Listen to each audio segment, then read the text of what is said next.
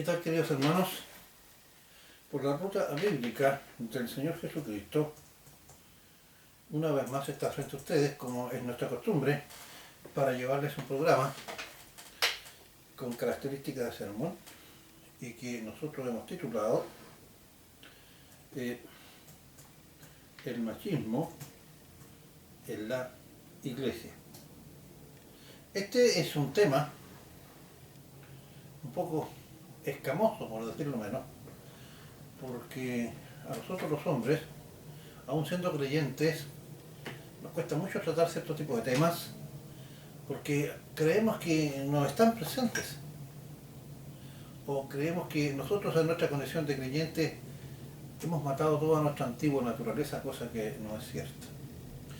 Bueno, antes de comenzar yo quisiera decirles que a ustedes, estimadas hermanos y o hermanas en el Señor, recomiendo leer y meditar sobre las citas complementarias a este estudio o sermón, pues podrá concordar que lo que les presentaremos está inspirado por el Espíritu Santo y es palabra de Dios. Juan 16, 13 al 15. Es decir, ustedes, si tienen interés, una vez que escuche este programa, puede volverlo a escuchar y con una libretita o con una hoja vaya escribiendo las citas para que usted después las pueda leer en el Evangelio. No las incluimos en la lectura porque hay varias citas y sería bastante largo y no tenemos el espacio en el programa para poder llevarlas a cabo, por eso que damos las citas con respecto a los temas que estamos planteando. Por ejemplo, Juan 16, 13 al 15 habla sobre cómo el Espíritu Santo guía a los creyentes a poder encontrar la verdad en el Evangelio. Pues bien, empezamos entonces. Durante bastante tiempo, o hace mucho tiempo a esta fecha, me ha ido rondando por mi mente una idea que es la de poder hablar sobre el tema del machismo en la iglesia.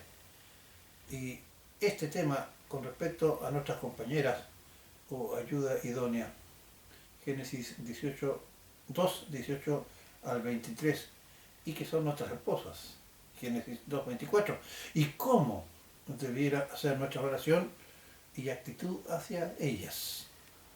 Existe el machismo también en muchos hermanos creyentes como parte de la antigua naturaleza no desechada, entendido el machismo como aquel derecho que creemos muchas veces los maridos que tenemos y que consiste en pensar que nuestra esposa está sujeta a nuestra férrea autoridad y con base a esta autoridad no les permitimos que ellas actúen más allá del ámbito en el que los maridos creen que pueden actuar nuestras esposas y que éste se circunscribe casi únicamente a las labores del hogar y a los hijos, que si bien es cierto, este rol dignifica y es muy importante en la mujer, Salmos 31, 28 al 29, no es el único que pueden desempeñar, como veremos a continuación.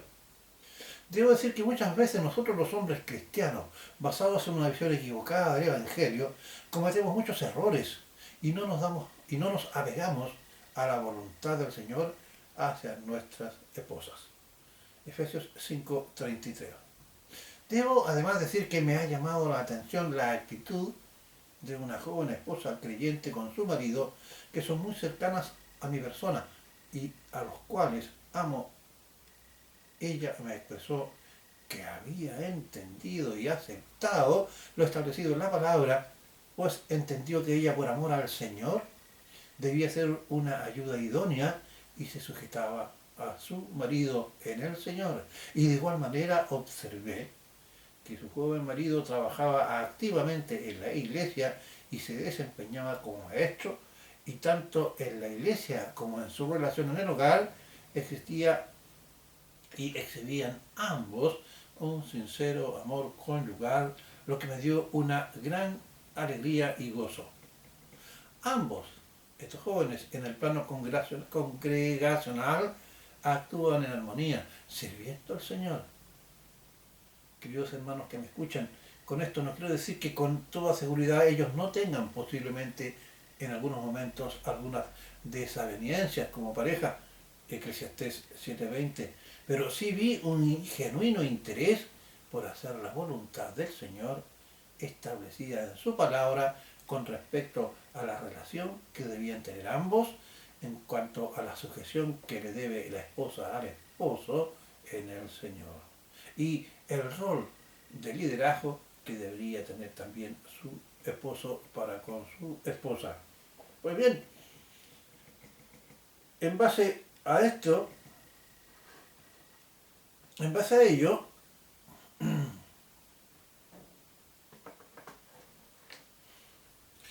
vamos a plantear lo siguiente. Por otra parte, me ha llamado mucho la atención observar durante mi vida de creyente, ya de largas décadas, a otros hermanos, y en algunas ocasiones también a quien habla, fervientes creyentes en el Señor y muy apreciados por mí, en el que tanto ellos como sus esposas en su hogar dan un buen testimonio y trabajan para el Señor. Pero en el plano público, en la iglesia, que nos congregamos como cuerpo de Cristo, estos hermanos siempre aparecen solos, sin sus esposas, quedando sus compañeras en el lugar. Cuando más con un hijo, o principalmente con un hijo, en estos hermanos. Casos como estos son muy frecuentes, que los, casos como estos son muy frecuentes, más de lo que nosotros creemos. Y muchos casos como estos son frecuentes y muchos de nosotros actuamos impidiendo a nuestras esposas a participar e integrarse en la congregación cuando existe la comunión entre hermanos y hermanas, indistintamente, tanto en el plano público social y los que en algunos casos, que es gravísimo, en el Señor no permiten a sus esposas que puedan congregarse, por ejemplo, en el día del Señor, junto a sus hermanas y hermanos, para darle al Señor su gloria, alabanza y recibir edificación. Hebreos 10:25, Primera de Juan 1:3, Primera de Corintios 1:1.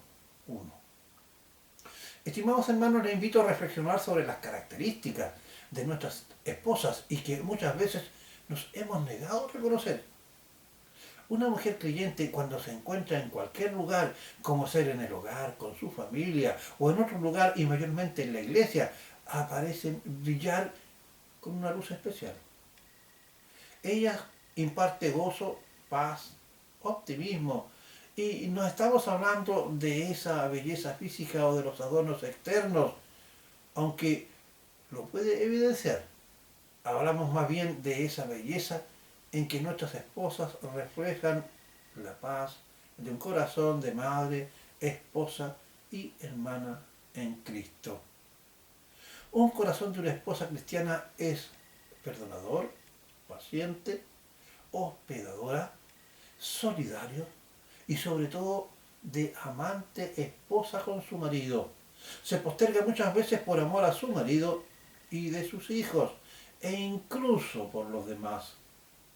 El Cantar de los Cantares parte de la palabra de Dios. Este libro que aparece como un verdadero libreto de una ópera cuenta la historia del amor entre una joven campesina de Sunem o Sulem y su querido pastor. En el Cantar de los Cantares se describe cómo se expresa el amor de un esposo creyente. En el Cantar de los Cantares, capítulo 4, versículos 10 y 11, sí que lo vamos a leer.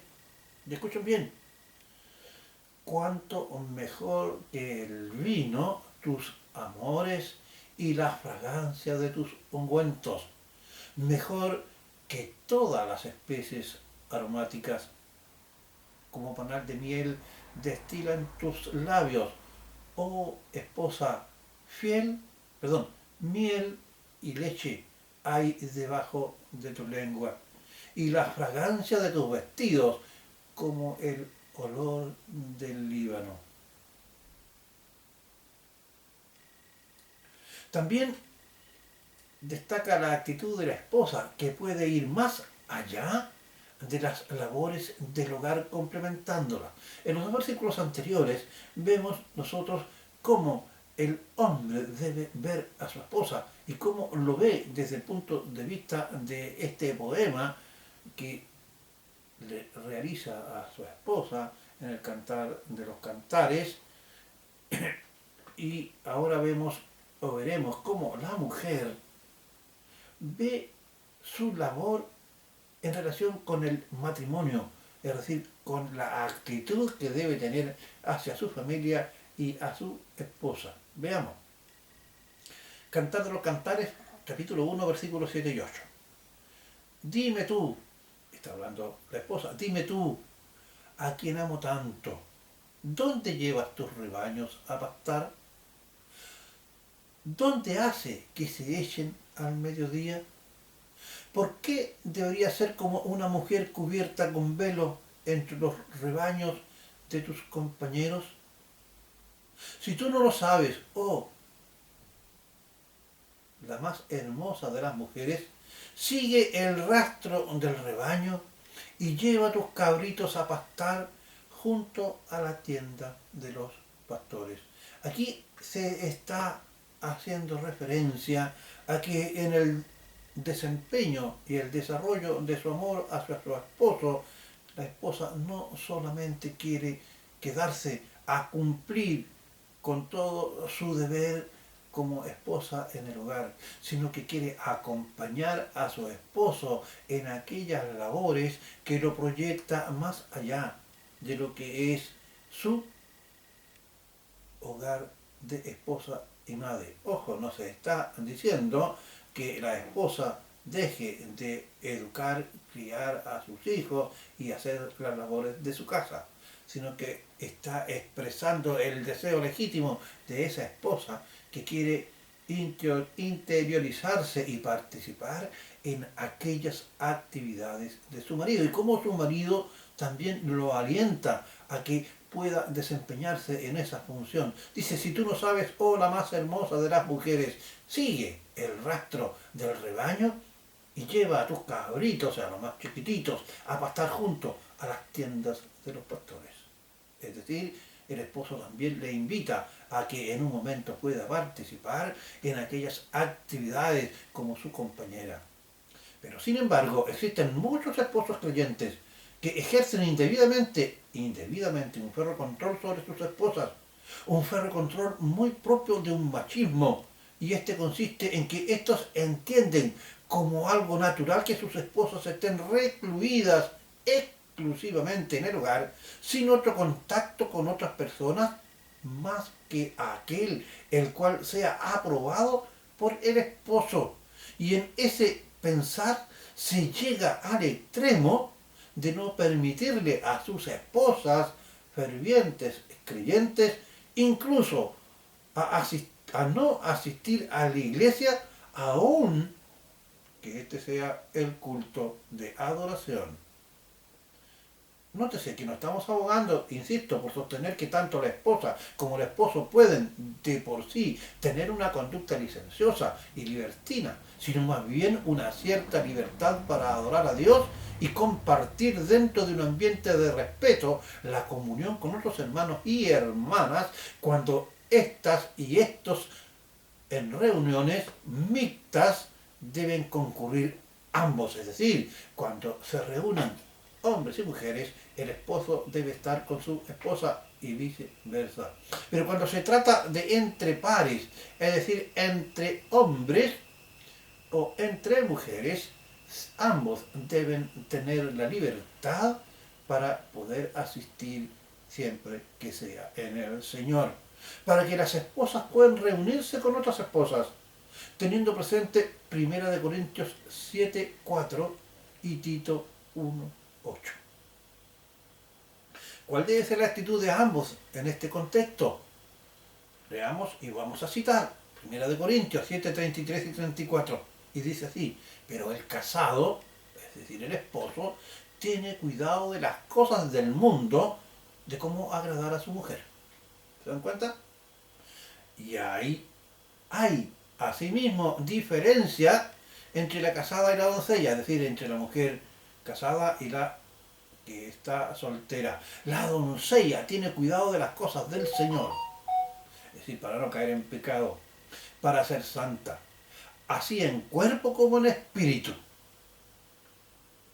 O sea, nada de, como se dice hoy día en el mundo, que las mujeres tienen sus compañeros y se van a vivir en libertad el uno con el otro, es decir, estando en pecado. Pero ahora se refiere a la casada. Pero la casada en las reuniones tiene cuidado de las cosas del mundo, de cómo agradar a su marido. Teniendo este tipo de conducta ya descrito, el Señor estableció y describe el orden dentro de lo creado. Veamos, Dios, el Padre, es la cabeza de Cristo y fue aceptado por el Señor Jesús siendo Dios, Cristo, no tuvo esto como algo a que aferrarse, sino que por amor al Padre y a nosotros se sometió a sujeción. Dios Padre, Señor Jesucristo. Luego Cristo es la cabeza del varón, de todos nosotros los esposos, de los hombres. Y el varón es cabeza de la mujer, ahí viene la autoridad. Y el varón es cabeza de la mujer. Por ello, la mujer, por amor al Señor Jesús, quien nos ha salvado, debe sujetarse a su esposo en el Señor. Siendo entonces el hombre el líder del hogar, este liderazgo debe estar ejercido en que él debe ser el primero en servir y no en ser servido. Cuando el esposo tome una decisión y diga que sí a alguna actividad, debe estar pensando que su esposa estaría diciendo con él también sí. Para el esposo y la esposa, lo primero en el orden de importancia deben ser ellos, es decir, primero la esposa para el esposo, primero el esposo para la esposa. Repito, debe ser decisión para el esposo, su esposa, y para la esposa, su esposo. Génesis 2:24. Y después estarán sus hijos. Pero los esposos de común acuerdo y en un mismo sentir, y dígame usted si no es así, se entregan a sus hijos, no dejándoles a ellos de lado y tampoco dejándose ellos mismos. Por último, de acuerdo a todo lo ya expresado y con base a Hechos 5:29, me permito hablarte a ti, querido hermano, exhortándote en el Señor, y digo que a Dios no le agrada cuando tú, que me estás escuchando, adoptas una actitud machista propia de los incrédulos y que ha dado bien para que en muchos casos, como este, el feminismo establezca una guerra declarada en contra de los hombres y blasfemen contra Dios. Muchos, a lo mejor, como tú, se excusan con que recibieron una enseñanza machista de sus padres, cosa que es cierta. Pero recuerda que el Evangelio dice, y a lo mejor tú lo has repetido muchas veces, y además has exhortado a más de alguien diciendo esta cita, muy conocida por todos nosotros: todo lo puedo en Cristo que me fortalece. ¿Acaso tú no puedes? Cuando tú ejerces una actitud indebida, de excesiva autoridad e impides a tu esposa a participar en la comunión durante las actividades de la iglesia, tú eres piedra de tropiezo y tu actitud es poco edificante. Enseñamos con el ejemplo, 1 Timoteo 4:12, a nuestros hijos, y ellos copiarán nuestras conductas a su tiempo, y podemos edificar para su felicidad o para su desventura con nuestro ejemplo. Y ellos son los que más debemos amar junto a nuestros padres, después de Dios. Mateo 22:36. Estimado hermano, ¿acaso tú eres de aquellos que coartas la expresión de tu esposa al interior de la comunión con el Señor? ¿Acaso no has matado al viejo hombre en el cual tú declaras haberte convertido? No te olvides que la conversión es por fe en Cristo. Pero el Señor también dice en Santiago que la fe sin obra es una fe muerta. La fe que no se evidencia con obras, es decir, con cambios de conducta, es una fe muerta. ¿Será que tú todavía tienes arraigado esa costumbre de someter a tu esposa en forma indebida, apartándola de la comunión y del servicio del Señor, pensando que su deber es exclusivamente la casa?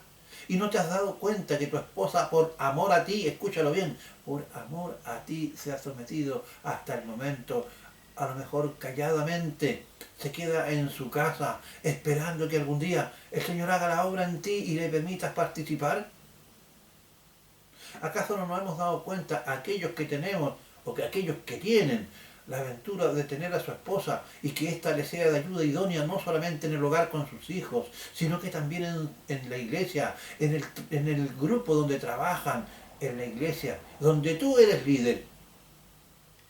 Y ella está a tu diestra, apoyándote, enseñándote, manteniendo muchas veces la comunión y manteniendo el grupo o la iglesia en la cual tú te congregas. Y sin embargo, hay algunos que no le permiten desarrollar este tipo de actividad, evidenciando que la fe aún no ha sido efectiva para matar al viejo hombre. No te excuses en que has sido educado por una tradición machista, porque todo lo podemos en Cristo que nos fortalece. Cuando nosotros nos entregamos de corazón al Señor, podremos caer, podemos en un momento determinado pensar como un hombre que quisiera ejercer una actitud de poder indebida con nuestra esposa y en un momento determinado ejercer una autoridad excesiva, pero serán casos aislados. Nosotros le pediremos perdón al Señor primero y enseguidamente nos disculparemos con nuestra esposa y restituiremos la confianza y le permitimos también a ellas gozarse en las actividades del Señor. El machismo en las iglesias cristianas de raíz apostólica, cuando son ejercidas por algunos hermanos, ocurren dos cosas.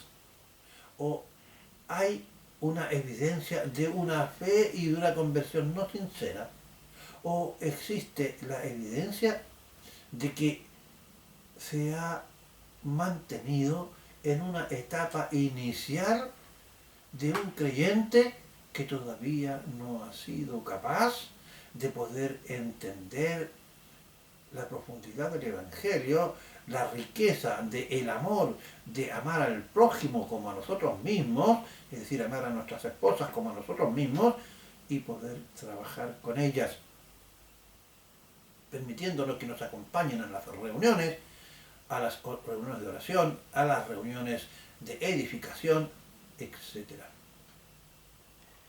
Que la paz del Señor sea con ustedes.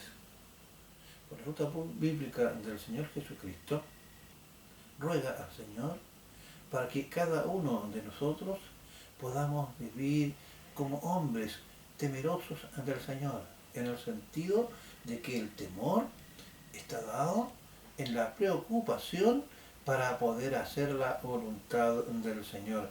Tú, estimado hermano, si eres machista, hoy debes dejar eso de lado, porque si amas al Señor, debes ser capaz de cambiar.